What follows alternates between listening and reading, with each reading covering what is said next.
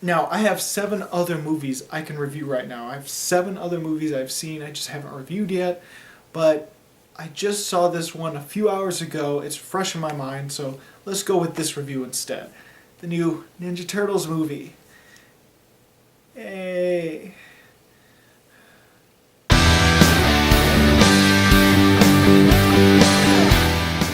So, the Teenage Mutant Ninja Turtles Out of the Shadows is the sequel to the Teenage Mutant Ninja Turtles movie I really didn't want.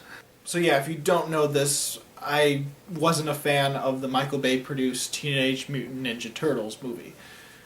In this sequel, Shredder escapes from prison, and with the help of several other villains from the Ninja Turtles franchise, he works on a way to open up a dimension to the other world where he can bring Krang and they could work together to rule the world. It's the Teenage Mutant Ninja Turtles' job to stop them, along with April O'Neil and Casey Jones. And a few of the Turtles really want to be in normal society and want to be with the humans and be normal. So like I said earlier in the review, I didn't like the last Ninja Turtles movie. I do feel it had some potential, so it's probably the highest score I give bad movies, which is 1.5. But I just really didn't like the film. I feel Out of the Shadows is a pretty big improvement of the last movie. For one, a lot of the flaws and the things that I hated about it, and it seems like a lot of other fans hated about the movie, were improved in Out of the Shadows. Before I get into that, let's go into the thing that worked for me in the Teenage Mutant Ninja Turtles movie from 2014. I think it was 2014, right? For one, the Turtles do feel like the Ninja Turtles. They have the right personality, the right voice actors. The Turtles are the key thing that works in both of the Ninja Turtles movies. They still embody the essence of the Teenage Mutant Ninja Turtles and the 4 different personalities of them. And I think Out of the Shadows does enhance that part of the film, because there were 2 little flaws, 2 little nitpicky things I didn't like about the Turtles in the first one, which is Donatello always spouting off statistics in order to sound smart. In Out of the Shadows, he finds other means and other terminology to sound smart. And so in Out of the Shadows, they did away with the constantly referring to statistics and percentages and all that kind of stuff. Also, I feel that they improved upon Michelangelo, because in the first one, he was that same personality, that lovable, humorous kind of guy, but I feel a lot of the jokes in the last movie were a little too crude and a little too distasteful for me. And so Out of the Shadows improves because it feels like there's no or very little crude humor within the film, at least from Michelangelo. And so what I thought was great about the original was improved more in Out of the Shadows. Also, surprisingly, I don't mind the look of the Ninja Turtles in Out of the Shadows. That was one of my big beefs with the other one. I don't know if I've just gotten used to the new look, or they actually improved upon the graphics and how they look in CGI form. But there's something about them in Out of the Shadows where I don't mind what they look like. I still feel they're too big, but at the same time there is enough uniqueness to what they're wearing, to their facial expressions. There's enough about them, or their size, that make them unique and you can tell them apart, other than the fact that they have different colored bandanas. I mean, they're not bandanas actually though, are they? Things I disliked from the first movie that's improved upon in Out of the Shadows. One, Shredder is the Shredder.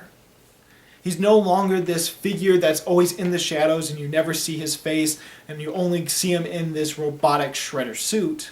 Now you see the actor, you see his face, you see him be Shredder. At the same time, we never do see the Shredder fight, which is very unfortunate and actually really disappointing. Also in Out of the Shadows, the Turtles are more prominent. They're the main characters, rather than the first one having April O'Neil as the main character discovering the Turtles, which I don't mind that approach, but there wasn't enough Turtles in the first film. Or maybe it was because I just didn't like April O'Neil in the first film, and because she was the main character, it irked me and made me really disappointed. Maybe if it was someone embodying April O'Neil or being better as April O'Neil, maybe I wouldn't have minded that whole fact that she was the main character of the first one. I also do like the new cast of characters. I actually like Tyler Perry's Baxter Stockman. He was very fun, he was very animated, he actually felt like he was having a blast and really geeking out on set. And it felt like, okay, that feels reasonable for his character. I found him entertaining. I didn't find him annoying, though I can understand some people being annoyed, especially with his really strange laughter. It needs to be synthesized, which is where you come in. I thought the actors playing Bebop and Rocksteady did a good job. They felt like the characters that you'd expect them to be. At the same time, I didn't enjoy them all that much. There was a few imbecilic moments that they had, and I know they're supposed to be dumb. They're supposed to be incompetent. There is a few lowbrow and really gross humor that they have that it's the kind that I just don't like. Or at least the kind of lowbrow and the kind of gross out humor that I don't like. Because I am fine with certain types, just not the type that are used in this film. That, and sometimes that lowbrow humor comes completely out of left field, even though they are supposed to be immature idiots. I also enjoyed the addition of Laura Linney's character. I also found the CGI really good and great to look at. I do feel there is definitely a heart in this film.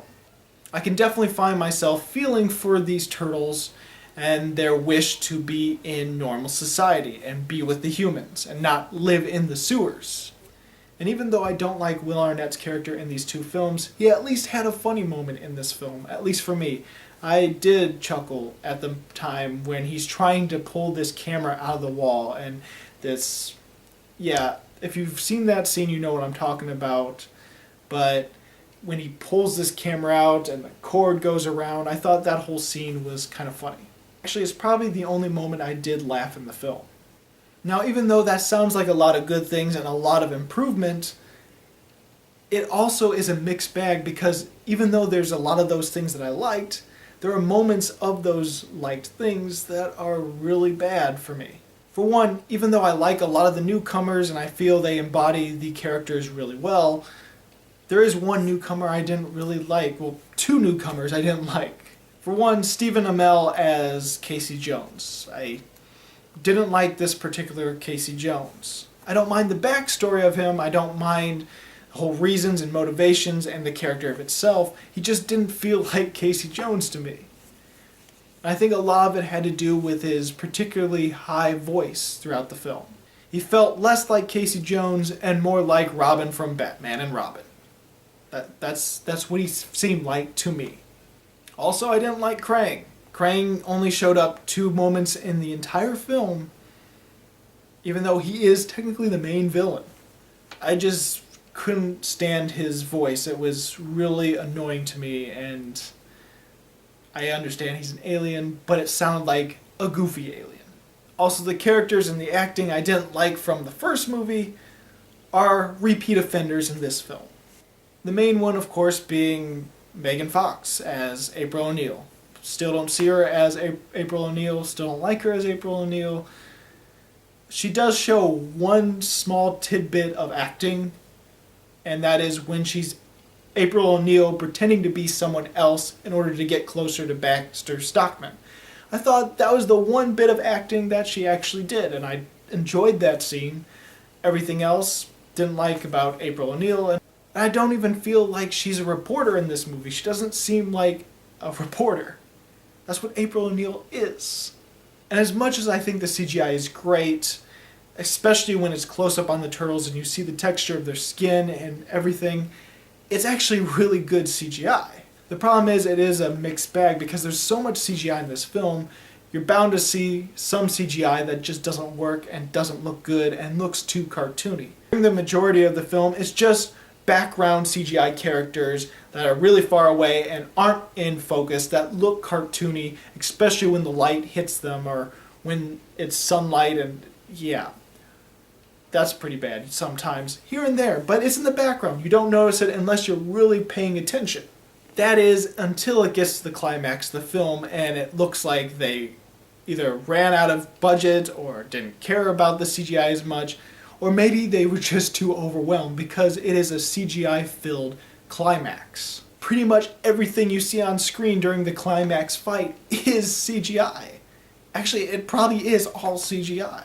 You've got this huge technodrome, this huge ship, building itself together and pieces floating in the background as it's constructing in mid-air. You have the turtles fighting in the control room as everything is being built around them. And not only are they fighting, but they're fighting Krang, this big robot with a brain controlling the robot, or this alien brain controlling the robot. Everything is CGI. Everything must have been overwhelming for the animators, because while the rest of the movie, about 90% of the CGI, maybe even more, looked great, when you get to this climax, 90% of the CGI looks cartoony, crap, and unfinished.